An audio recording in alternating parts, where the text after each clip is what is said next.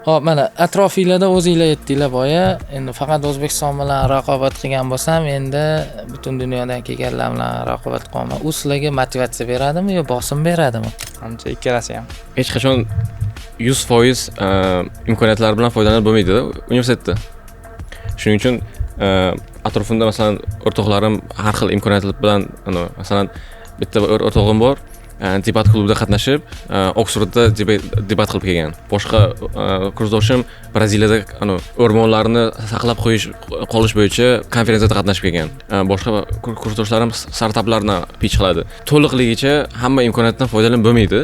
Shuning uchun hamma impostor sindrom his qilsa kerak. Nimaga desa, chunki Mana bir oldida alohida yaltirab turgan yulduzlar bor-da. Yo, u yulduzlar ham qanaqa? Masalan, hamma do'stlarimni olaman, umumiy bitta figura yarataman. U figura qanaqadir illyuziya, nimaga? Chunki ular hammasi bitta ish qilgan-ku. Masalan, bittasi faqat debatga vaqt sarflagan.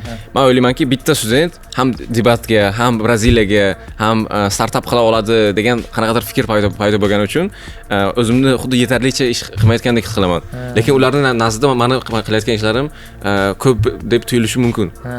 Hamma har xil ish qilgani uchun bir-biriga imposter sindrom bo'ladi.